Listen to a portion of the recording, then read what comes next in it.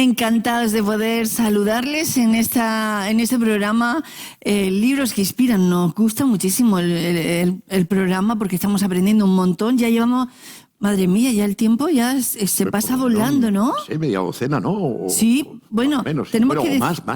Pues hemos hecho 8 libros de Pablos. Son 8 libros de Pablos hemos tratado. Claro. Más después tratamos alguno más, no recuerdo cuál. Sí. Alguno más. Y este es el 15. El 15. ¿El 15? Me lo chivan por aquí. El 15 programa de Biblia. Madre mía, o sea, el tiempo se pasa porque lo pasamos bien, ¿no? Se pasa muy rápido. Pues sí, la verdad es que esto es maravilloso. Pues sí, y hoy el libro que vamos a tratar hoy, bueno, ya lo adelantábamos la semana pasada, es el 7º de su obra, ¿no? O el 7º editado, según la contraportada. Editado, sí, exacto. El 7º, ¿verdad? 1900 o 2003, me parece que era, ¿no? A ver. Quizá en el interior de la página, aquí se puede ver. Lo pondrá por ahí. Sí. El año es un 2003, tema... sí, 2003. 2003. Efectivamente. Bueno, pues aquí tenemos el libro de Samuel, biografías bíblicas, y tengo que decir que no he terminado de leérmelo. Me quedan todavía, pero es apasionante. ¿Y sabe qué pasa? Que empiezo a leerlo y vuelvo a leer párrafos que son preciosos, que me encantan la forma de decirlo y de expresarlo, hablando de la historia de Samuel. Y comienza así, diciendo que Samuel nace en un momento muy específico de la historia de Israel. Un momento muy crítico, efectivamente. Muy crítico, porque hay ahí 4 crisis. 4 crisis que enfrenta o a la que él da respuesta. Sí. Dios da respuesta a esas 4 crisis por medio de Daniel. Y efectivamente se puede decir que no es Samuel, el que da la respuesta, sino Dios. Eso porque es. La primera de las crisis es una crisis familiar. Sí. La crisis de su madre. Ya. Que por donde empieza la historia. Por donde empieza la historia, ¿no? Sí, empieza la historia. Totalmente. El primero era la situación de Israel. A ver, la crisis familiar. La crisis familiar. Que su madre Ana era estéril, no podía dar luz. Sí. Y esto, pues, indudablemente originaba mucho problema en su vida, en la vida de Israel. Una mujer estéril se la consideraba, pues, una mujer como... Pero era una desgracia, ¿no? Desgraciada, ¿no? Sí. Y entonces... no solamente este era el problema, sino que además su marido, la ley le permitía, cuando una mujer no podía dar a luz, le permitía casarse con una segunda mujer. Y efectivamente, ella se casó, el hombre se casó con una segunda mujer, Penina, y esta Penina pues tuvo varios hijos. Sí. Penina, que también usted la denomina en el libro como el cincel de Dios. El cincel de Dios, para darle forma a Ana. Darle forma. Pero qué daño decir, ¿no? Cincel, madre mía. Y entonces labró, forjó, ¿no? Con sus maldades, ¿no? Con el daño que le hacía, presumiendo de sus hijos, sobre todo presumía el día más grande, el día de fiesta nacional más grande, cuando iban al tabernáculo, ¿no? Y entonces, pues, esta Penina allí presumía y se mofaba de sus hijos y despreciaba, hacía sufrir a Ana. Y Ana se apartaba y no comía y lloraba y iba a encontrar su consuelo en el santuario de Dios orando, ¿no? Y fíjate, el marido no podía hacer nada. La distinguía así, dándole una porción más grande que a Penina, ¿no? Sí, porque dice que la amaba más. Porque la amaba entrañablemente, la amaba más, ¿no? A Penina, pues, la despreciaba, y seguramente que ese desprecio lo transmitiría también a sus hijos. Y los niños pueden hacer también mucho daño. Claro. Cuando están dirigidos por una madre que tiene mala intención o un padre que tiene malintencionado, ¿no? Y entonces Ana se escondía en la casa, en la casa del Señor, ¿no? En el santuario y el tabernáculo. Y allí, pues, tampoco era comprendida, porque ella oraba con intensidad, lloraba moviendo desde su alma, movía sus labios, no pronunciaba palabra, ¿no? Y estaba allí el anciano sacerdote Elí, y ya cansado de verla, pensando que estaba ebria, borracha, le dice: mujer, digiere ya tu vino y vete de aquí, ¿no? Además del sufrimiento que llevaba por no tener hijos, el cincel de Penina, faltaba la autoridad espiritual. La autoridad espiritual que la humilla, ¿no? Y entonces ella tiene en lugar de marcharse, de guardar silencio y marcharse, pues le responde a Elí: no, Señor, tu sierva no está borracha, no está ebria, sino que está volcando delante de Dios la amargura de su corazón, el dolor de su corazón, ¿no? Entonces, vale, pues que Dios te bendiga, Betty, y Dios te bendiga. Y efectivamente, es curioso, ¿no? Ese mal sacerdote, cuando está en las manos de Dios, bendice a a Ana. Ana. Y Ana concibe un hijo, Samuel.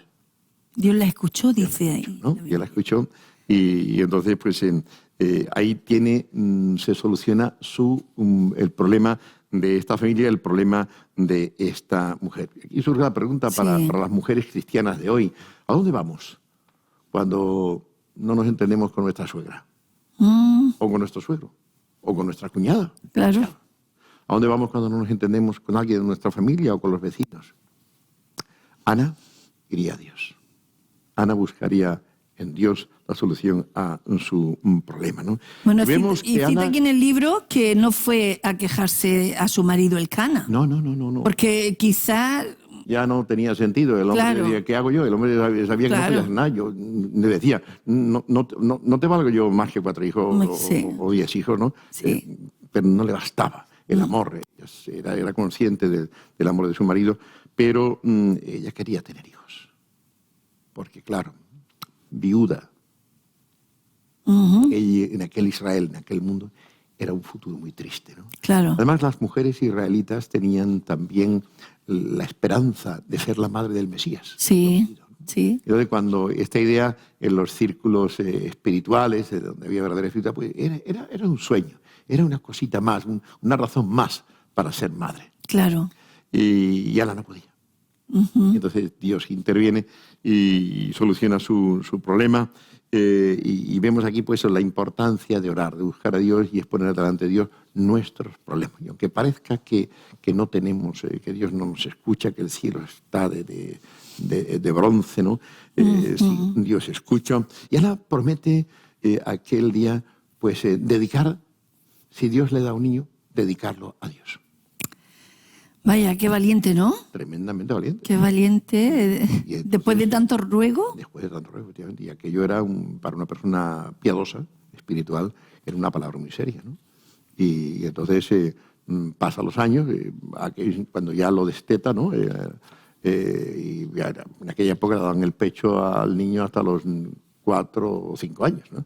Y entonces seguramente que Ana intentó alargar ese tiempo un poquito más, abrazándose a su hijo. Pero cumple su oración, cumple su voto. Sí. Cumple su voto y se presenta con el niño y los 3 becerros y la harina de la ofrenda delante de Samuel y deja allí al niño, ¿no? Y en compensación pues va a gustar que Dios le va a dar después, pues son 4 hijos, 3 hijos más y 2 hijas. Más o menos, ¿no? Creo que sí, que son 3 y 2, ¿no? Y entonces, pues, 3 hijos y 2 hijas más. 5 hijos más que llenarían, pues, la vida de Ana de satisfacción. Y después la llenaría de satisfacción, pues, ver el crecimiento y el desarrollo de su hijo Samuel, que sería el gran espiritual, religioso y político de Israel durante muchos años. Claro, porque Samuel tenía triple ministerio. Efectivamente, tenía un triple ministerio. Sacerdote, ¿no? Perdón. Sacerdote y profeta, efectivamente. Y profeta, eso es. Exacto. O sea, después de que Penina presumiera de sus hijos cuando ella no podía tener, después Dios cambia. Con un hijo tan singular. Claro, y usted dice que... en su mano, pues los 3 ministerios más grandes y poderosos de Israel. Yo creo que no había muchos hombres con este triple ministerio. No, con este triple ministerio él es único. ¿Verdad? Único, porque es el dirigente político, es el dirigente religioso y es el sacerdote. Como juez es el dirigente político. Como sacerdote, es sacerdote, Dios le dice cuando la reprensión que le hace a Elí, le dice: yo me suscitaré un sacerdote de que sea fiel a mí. Y el sacerdote es el profeta. Qué bonito. Nos saltamos muchas cosas súper interesantes del libro, como cuando Ana se va a dejarlo, lo estábamos hablando a micrófono cerrado, cuando Ana va a entregar a su hijo al sacerdote que era poco menos que sinvergüenza. Bueno, más que sinvergüenza, con sus el hombre hijos. era débil, de un carácter débil. Y no había educado bien a sus hijos. Exacto, sus hijos eran los sinvergüenzas. Sí. Los hijos pues menospreciaban los principios de la ofrenda, reglas para las ofrendas, y resulta de que mandaban allí, pues que querían coger la carne de los animales, la porción que ellos quisieran. La mejor, dice la Biblia, ¿no? Exacto, y antes de ser quemada en el altar, ¿no? Y contravenían así a los propios hombres que no quemad la ofrendante, quemad la grosura y después toma todo lo que queráis. Claro. Quemad primeramente la Primero, claro. ya también es un sacrificio a Dios, ¿no? Y ellos decían que no. Después eran unos sinvergüenzas porque eran fornicarios, o sea, con las mujeres que iban a limpiar allí, pues tenían relación con una o dos o con las que fueran. Como si fuesen los dueños Exacto. de todo. Y entonces, pues la verdad es que eran hijos, eran tristes, menospreciaban pues la palabra de su padre, no tenían temor de Dios, porque los sacrificios, ¿no? Y menospreciaban también la palabra de su padre, que era el sacerdote de Dios, ¿no? Claro. Que les recriminaba efectivamente por sus malos hábitos y el escándalo que originaban en Israel, porque el tema no era conocido ya de todo Israel, ¿no? Entonces, estos muchachos, estos hombres, pues Dios entonces decidió quitarlos en medio. Ellos eran los que llevaban el arca de la alianza a la batalla contra los filisteos, y aquel día murieron los dos, ¿no? Y entonces el propio Elí, cuando escuchó la noticia, no pudo mantenerse en pie, se desplomó en la silla que tenía detrás de él y se golpeó. Y ahí también murió también, ¿no? Entonces, esta es la triste situación espiritual de esa familia corrompida. Pues imagínate tú cómo podía ir el pueblo de Dios. Entonces, Samuel es la respuesta también a este sacerdocio en crisis. Él dignificó, ¿no?, débil, el sacerdocio. Y moralmente corrupto. Entonces, él fue el sacerdote que sustituye a Eli. Dios le dice aquí a Samuel, le dice en capítulo 2 de 1 Samuel, versículo 35, y yo me suscitaré un sacerdote fiel que haga conforme a mi corazón y a mi alma, y yo le edificaré casa firme y andará delante de mi ungido todos los días. Samuel, sacerdote. Por tanto, tenemos juez, sacerdote y pues también era este líder carismático, y la verdad es que es tremendamente, pues lo decimos aquí, ¿no?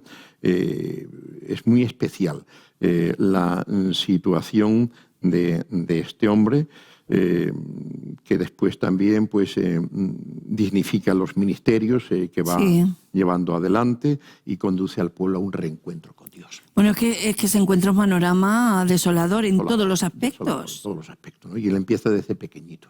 Es curioso cómo esta mujer, su madre Ana, tiene el valor de dejarlo con 5 o 6 añitos en aquel lugar. Sí. Nosotros, sufrimos cuando dejamos a nuestros hijos pequeñitos. Bueno, se nos va con el corazón, ¿no? Vamos. Y nos vamos y sí. Y entonces, pues yo recuerdo todavía, pues cuando he dejado a los míos, ¿no? La guardería, te vas con dolor. Claro. Con dolor. De ver que es tan pequeño. Bueno, pues esta Ana los confía allí. Y encima hace una oración de gratitud al Señor. Mi alma se regocija en ti. Y Dios lo protege. O sea, esto nos muestra cómo Dios puede proteger a nuestros hijos en medio de situaciones tremendamente delicadas, ¿no? Esa es la fe que tenemos. La fe que tenemos de tener, ¿no? No ser cobardes, sino aferrarnos a la fe y reclamar, pedir de Dios, ¿no?, ese cuidado, ¿no? Entonces vemos que este niño desde muy pequeñito se ha instruido en las cosas de Dios y ejercerá ese ministerio de juez al impartir justicia basándonos en la palabra de Dios, lo que nosotros llamamos hoy pastoral. La pastoral pues es la aplicación del texto bíblico pues a la situación particular de las personas, ¿no? Y también de los conflictos que hay entre las personas. Él será pues también el sacerdote y también el profeta.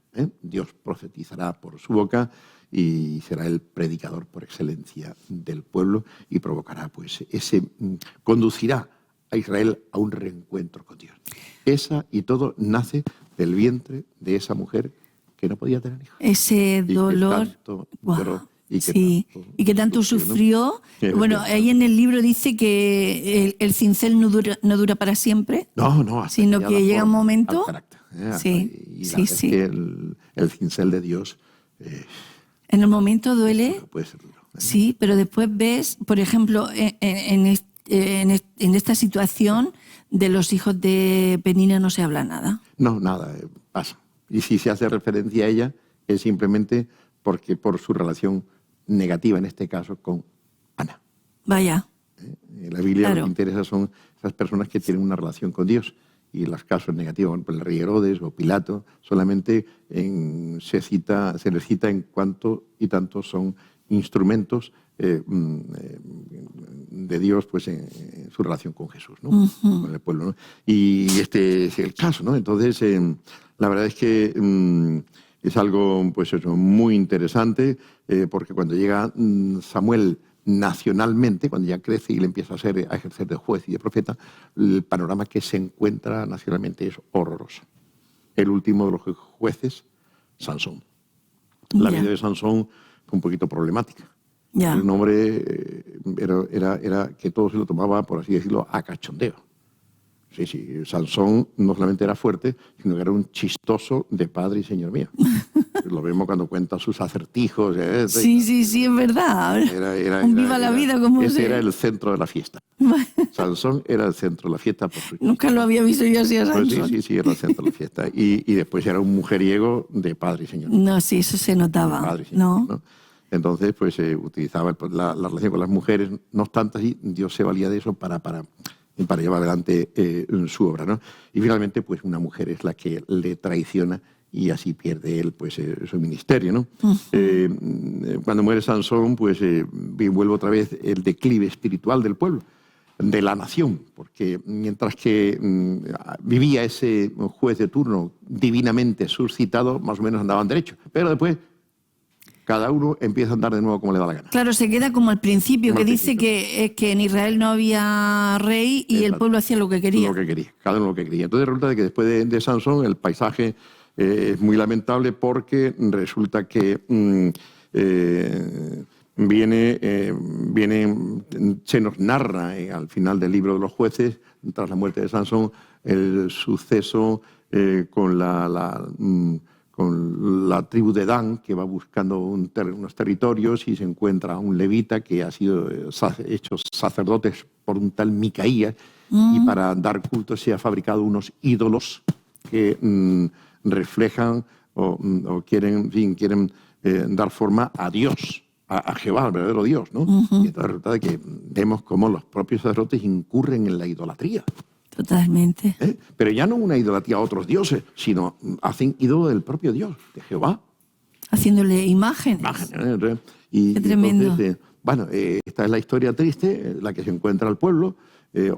Levitas, teólogos que no son capaces, pastores diríamos que no son capaces de instruir al pueblo en la verdad, y que buscan su pastorado nada más que por el criterio del estómago, de la cartera, de lo económico, y nada. Y después de ese triste relato encontramos la historia más triste todavía de la concubina del otro levita, ¿no? Que curiosamente, fíjate cómo termina la historia del libro de los jueces, una historia que es muy triste y que da que pensar, ¿no? Sí. Porque tiene que ver con las imágenes y el sacerdote de Micaías, un levita. Y después la última gran historia terrible que amenaza casi con la extinción de la tribu de Benjamín es la que protagoniza un levita y su concubina. Qué tremendo. Dan muerte de muy mala manera, una tribu un pueblucho de los montes de Efraín, y después el levita pues descuartiza a la mujer, la envía donde están pues, los jefes de cada una de las tribus, y entonces estas personas se indignan y dicen, esto no puede darse en Israel. Y entonces pues se arman y sitian ese pueblo y los efraimitas, o sea, no le entregan a los culpables. Entonces se desata la guerra entre ellos y están a punto de exterminar a todas las tribus de Benjamín. Vaya. Fíjate qué problema, ¿no? Vaya. Así acaba la historia, ¿no? Y finalmente, pues a los benjaminitas le permite, mira, pues, las hijas en el pueblecito de Rimón, ahí pues dan las mujeres al campo para hacer una fiesta durante la siega y cada uno robe a su mujer, a la que quiera, a la joven, ¿no? El que quiera y se la lleva por mujer. Y si los padres después vienen pidiendo cuentas, pues nosotros les diremos que hagan el favor de permitirlo, porque tenéis que tener mujeres. Habían desaparecido todas las mujeres de Benjamín. Madre mía. Solamente 600 hombres. Wow. Por el pecado del pueblo, ¿no? Y ese es el escenario prácticamente que se encuentra Samuel. Una desolación total, ¿no? Entonces él empieza con su fidelidad a Dios y a la palabra de Dios, empieza con su predicación y va calando en el pueblo el mensaje y la vida de Samuel. Y Dios lo va bendiciendo, hasta el extremo que dice el texto bíblico que Dios no dejó caer en tierra ninguna de las palabras de Samuel. Desde el norte a sur. Cuando Samuel decía algo, cuando profetizaba algo, eso se cumplía. Tenía cumplimiento. Ya. Cuando Samuel bendecía a alguien, esa bendición se hacía realidad. Sí, y la gente empezaron a tomar conciencia. Oye, ¿esto qué es? Este hombre no es un paladín que habla por hablar. Cuando este bendice, lo que dice se va a hacer. Que era lo que estaban acostumbrados anteriormente. Exacto, cuando había un gran profeta, ¿no? Un gran siervo de Dios. Y esta es la situación de Samuel, y finalmente provoca una renovación espiritual. Cuando el pueblo está reunido en un lugar para dar culto a Dios, convocados por Samuel, aparecen los filisteos, ¿eso qué? Lo interpretan como un intento de sublevación, porque estaban bajo el yugo de los filisteos. Y entonces dice que Samuel oró y el pueblo le dijo, no ceses de pedir a Dios por nosotros. Y efectivamente, el cielo tronó y la victoria que consiguió Israel aquel día sobre los filisteos fue tremenda, sin necesidad de presentar batalla, nada más que persiguiendo a los que huían despavoridos. Y recuperó durante el ministerio de Samuel, recuperó Israel todas las ciudades que había perdido de manos de los filisteos, y nunca más los filisteos fueron un problema para Israel. ¡Qué bueno! Entonces, esa liberación maravillosa, ¿no? Pues obró Dios, renovando Samuel pues este ministerio carismático, renovando también el sacerdocio, y también pone fin a la crisis política, porque a partir de ahí, poco antes de su muerte, pues Samuel unge por rey, el primer rey de Israel, a Saúl, y después ungirá a David, del cual nacerá Jesús, el Mesías, ¿no? Entonces pone fin a esa crisis política, facilitándole un rey que, a pesar de que acaba muy mal, durante muchos años hizo mucho bien. Y tuvo una poderosa monarquía, el rey Saúl. Tuvo muchas victorias, aunque, finalmente se desorientó, perdió su fe en Dios, buscó sus intereses políticos y económicos, y se perdió, se desorientó por completo. Dios lo desecha por causa de su desobediencia, y entonces le manda a Samuel a ungir a uno de los hijos de Isaí, a este David, que ni su padre reparaba en él. Sí, qué bonito. Y lo hizo y ungió a David con mucho temor y temblor. Ay, Samuel sería ya de una edad considerable. Sí, considerable, porque hay un lugar donde dice que cuando el arca vuelve de esta batalla en la que han muerto los hijos de Ofni y Finé, estuvo en la casa de otro hombre pues 20 años, ¿no? ¿Ah, sí? Sí.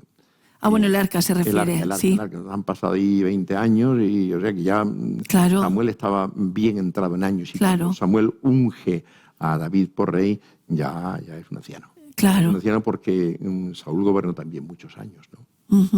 Y entonces ya Samuel era un hombre anciano, ¿no? Y nada, bien, esta es la situación, esto es lo que vemos, ¿no? Quizá aquí de la introducción podemos leer un poquito, y ¿te parece? Claro. Leemos la introducción. Pues Samuel es una figura singular en el Antiguo Testamento. ya que es el único que reúne en su persona el triple ministerio de sacerdote, juez y profeta. Aparece en la historia de Israel en un tiempo de crisis y es su figura la que da cohesión al pueblo ante el enemigo común filisteo. Salva a su pueblo de la opresión extranjera y de la miseria religiosa y pone a Israel en el camino para la consecución de sus mayores logros políticos y religiosos, espirituales también, ¿no? Esta es la bonita experiencia y nada, todo esto lo desarrollamos en un comentario en 24 capítulos que vamos desgranando pues en todas las, en fin, la vida de sí. Samuel.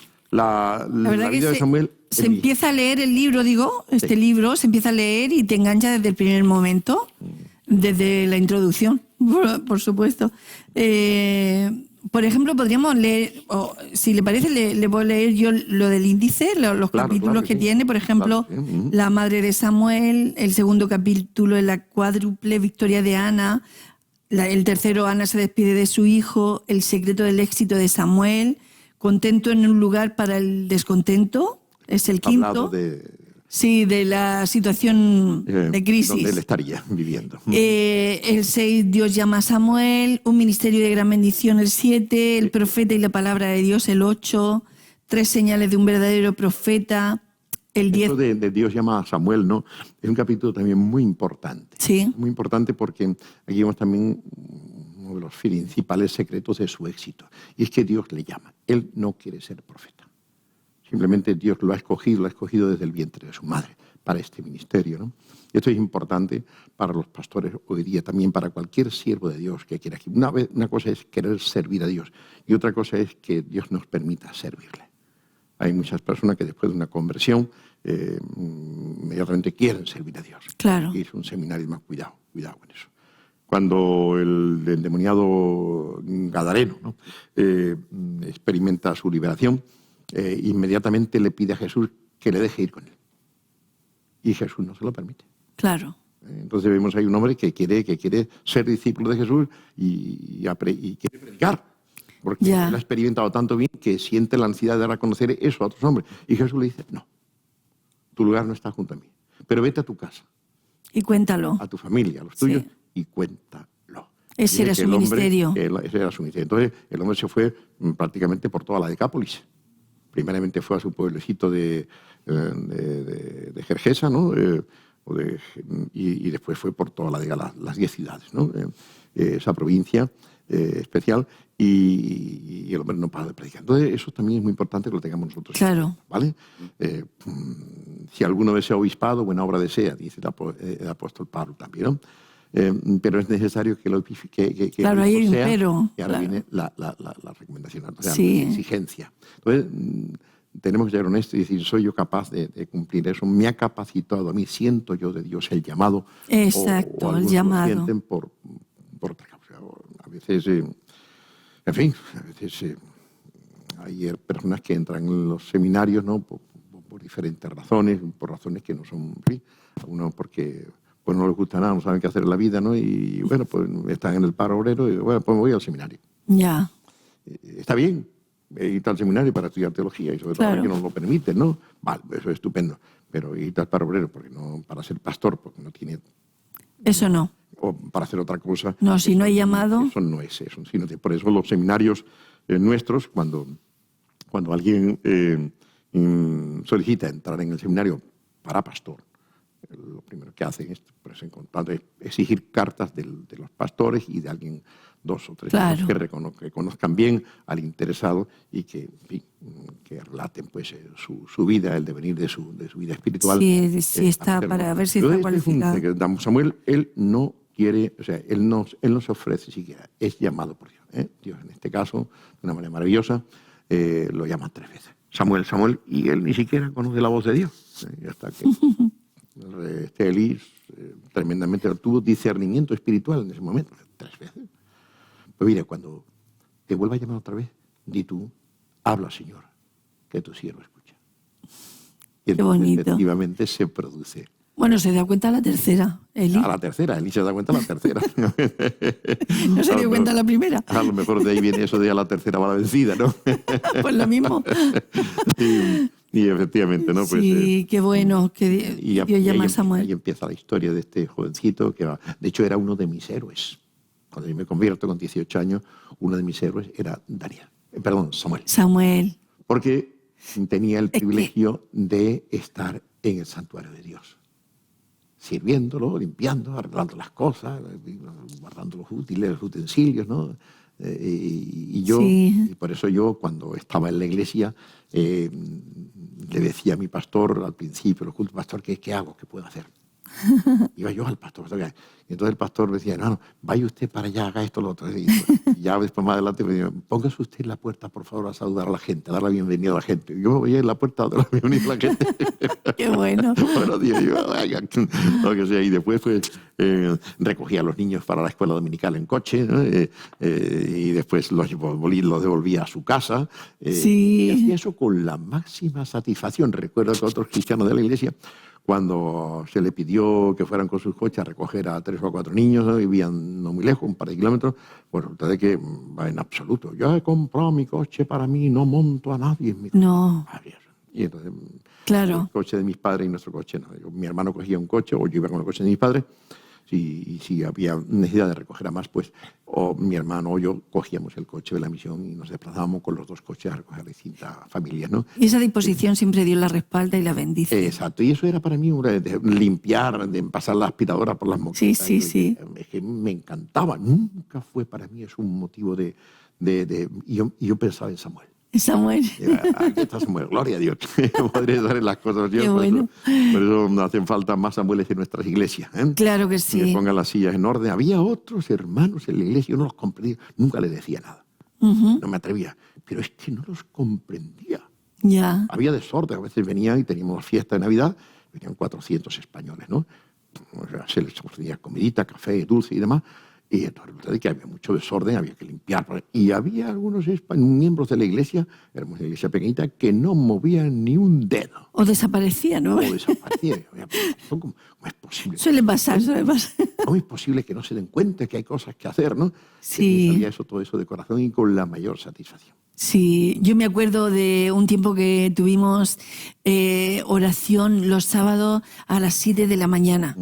Entonces hacíamos oración, terminábamos, no sé, 8, 9 o así, y cuando terminábamos desayunábamos juntos. Y me encantaba preparar el café. Perfecto. Eso es bonito, ¿no? Y fíjate, así empezaste aquí seguramente, aquí en esta obra, Radio Televisión de Murcia, así empecé. y has acabado presentando los programas. Bueno.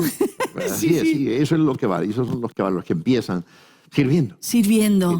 Y haciéndolo con alegría. Con alegría y con entrega total. A algunos se les pidió el coche y, bueno, una respuesta que te dejaba frío. ¿Esto qué es? ¿No? Sí. Y entonces, pues... hay que tener esa disposición, ¿no? Así que nuestros queridos amigos, jóvenes o mayores, cualquiera, porque claro. Samuel puede ser cualquiera. Claro. Esa disposición para hacer algo en la iglesia, para poner orden, pastor, hermano, ¿qué puedo para hacer? limpiar, diáconos, claro. ¿Qué hago? Ponte a recoger papelito, ponte a hacer cosas, ¿no? Sí. Y eso lo compensa Dios y es bueno, mal. Pues bien. Sí. Bueno, sigo diciendo algunos capítulos, por ejemplo. Nos vamos deteniendo ahí donde lo veamos interesante. En el 8, el profeta y la palabra de Dios, es el capítulo 8. El 9, 3 señales de un verdadero profeta. El 10, 3 equivocaciones lamentables. Sí, y aquí quería decirte una cosita. En las 3 equivocaciones. En la palabra de Dios hay situaciones de humor. Sí. Para reírse.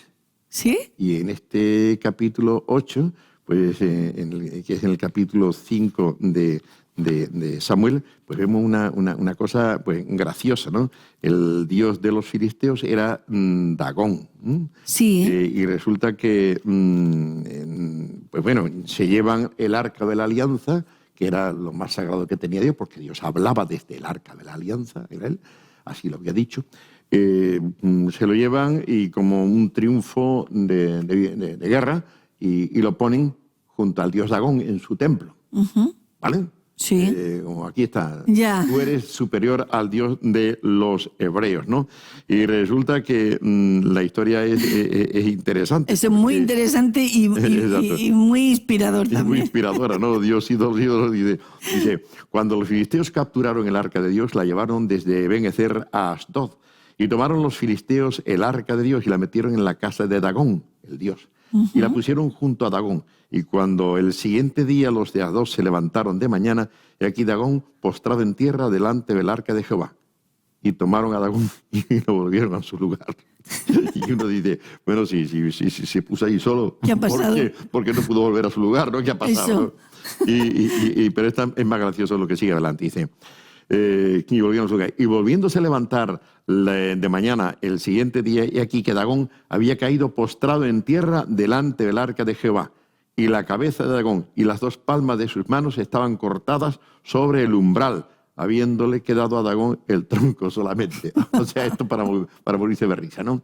El ídolo de su dios, con la cabeza cortada y las 2 manos en el umbral, ¿no? De modo que ese dio un umbral seguramente bastante ancho, ¿no? Claro. Y desde entonces los sacerdotes no pasaban, ¿no? Tenían que saltar, recordando la vergüenza. Con su de tener a su Dios ahí. Desde entonces no pisaba el umbral, ¿no? Era una vergüenza perpetua que tenían que recordar cómo Dios había humillado al rey, cortándole la cabeza y cortándole las manos, ¿no? La cabeza que piensa y las manos que hacen, que obran, ¿no? Claro. Pues Dios, Dagón delante de Dios no es absolutamente nada. Esto es para morirse de risa. No, sí es cierto. Y después también causa risa, es tragicómico. Todos los capítulos son tragicómicos, ¿no? El capítulo siguiente, donde ya Dios empieza a castigar al pueblo por la presencia del arca, y entonces se dan cuenta los sacerdotes más sabios, y no, esto es Dios el Dios del israelita, y esto tenemos que devolver el arca inmediatamente. Ahí tuvieron buena, ¿no? Sabiduría. Se dio mujeres cuenta que no dan a luz, enfermedad de la piel. Esto no puede ser nada más que esto. Así que venga, hacer tantos tumores como ciudades tenemos, en forma de ratones y de oro, de plata, y ponerlo ahí como ofrenda y que se lleven el arca. Y cargan el arca, fíjate tú, en un carro. Y el carro lo tiran del carro un par de vacas. Sí. Un par de vacas. ¿Eso estaba prohibido o no? No estaba prohibido, es lo que hacen ellos. La enseñanza es esta. Las vacas tienen crías. Sí. Exacto. Y para separar a una cría de su madre que le da de comer y a una vaca separarla de su cría, eso resulta muy difícil. Claro. Eso resulta muy... De hecho, se dice que las vacas iban mugiendo, bramando, mugiendo, o andando por el camino. Y las becerritas tienen que meter los becerros, los terneros, tienen que meterlo en la casa, porque se salían corriendo detrás de su madre. Qué tremendo. Entonces, resulta que fíjate, y esas vacas, esos animales irracionales, reconocen el camino de Dios. ¿Sí? Reconocen el camino de Dios y finalmente pues servían de sacrificio, ¿no? El carro de leña y las vacas para el sacrificio de Dios, ¿no? Vaya. Y entonces pues estas vacas llevan el arca donde tienen que llevarlo bajo la dirección divina. Nadie le guiaba. El pueblo de Israel le guía el Espíritu de Dios. Y es curioso resaltar el detalle este que pasa desapercibido, ¿no? Las vacas que van mugiendo, y uno dice, pero ¿por qué mujer la vaca? ¿Es lo normal que muge una vaca? Bueno, no. Las vacas generalmente no mugen. Yo estaba viviendo en el seminario en Suiza, teníamos la vaca más lechera del cantón de Basilea, todos los años se llevaba el premio, y que había un montón de vacas allí que algunos seminaristas las cuidaban también, porque teníamos que trabajar todos los días 2 horas para pagarnos los estudios, y ahí no mugía una vaca ni a la de 3. Claro, cuando estaban en esa situación. Y cuando mugían era por algo, ¿no? Claro. Y estas 2 vacas mugían, pero tenían que seguir el camino recto.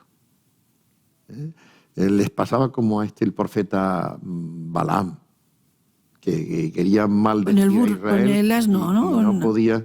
Y no podía maldecirlo, tenía que bendecirlo. Lo bendecía.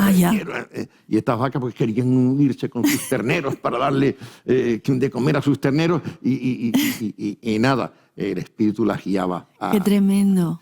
Entonces el animal irracional, esto ocurre muchas veces.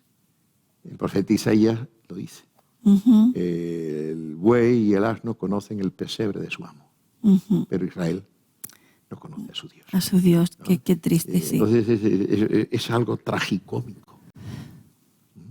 Que los propios israelitas se den cuenta, los propios filisteos se den cuenta de lo que hay y los animales irracionales, como 2 vacas, un par de vacas, sepan el camino. Sigan el camino de Dios, la dirección del Espíritu. Qué misterio. Eso es algo tremendo. Nos quedan 5 minutos, Félix. Vale, pues rápidamente, después hay el avivamiento espiritual de Israel, lo tratamos los capítulos 10 y 11, ¿no?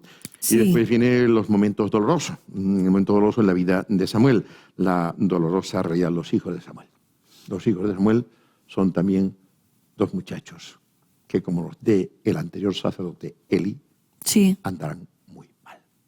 De modo que el pueblo de Israel se va a Samuel y dice: mira, danos rey, porque tus hijos no andan ordenadamente y no imparten justicia conforme a juicio. ¿Y por qué cree que pasa eso, Félix?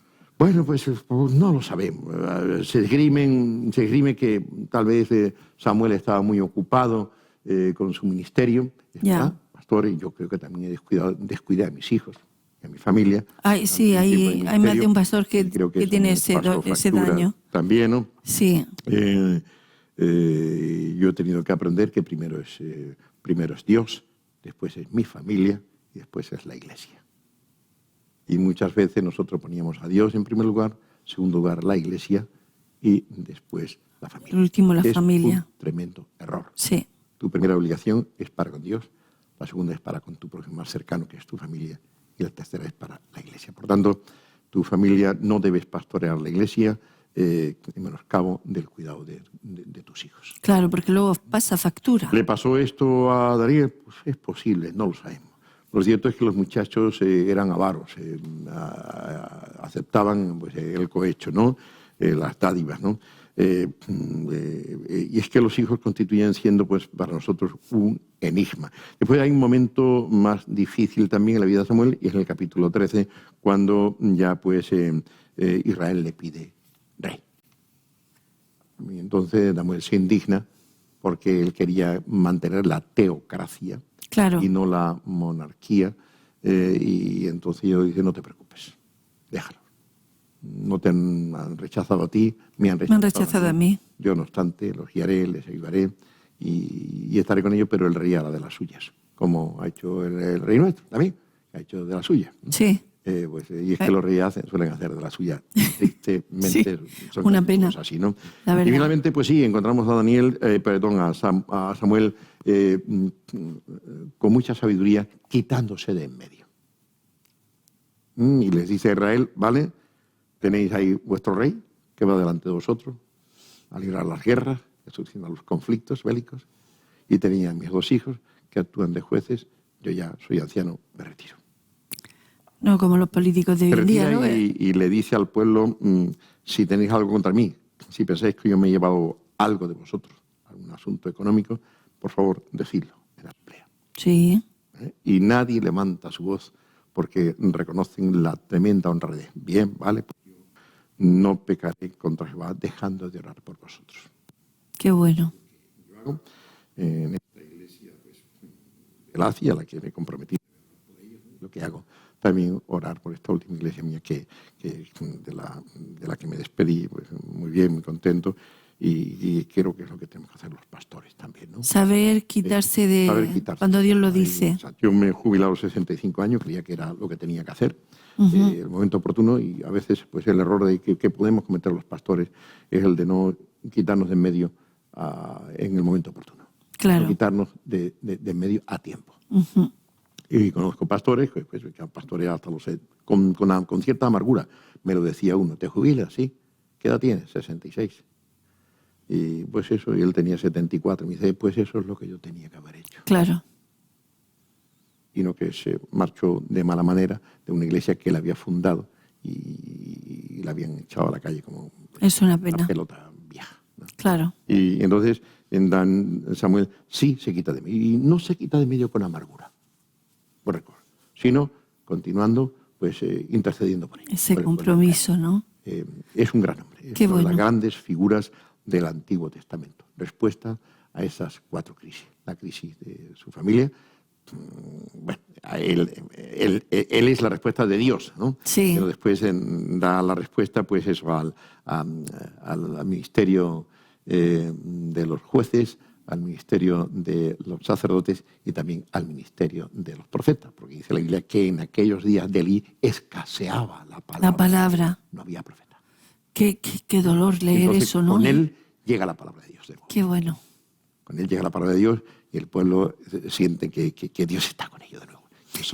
Eso va a provocar, a la vuelta de unos 20 años aproximadamente, va a provocar o algo más, ese avivamiento espiritual.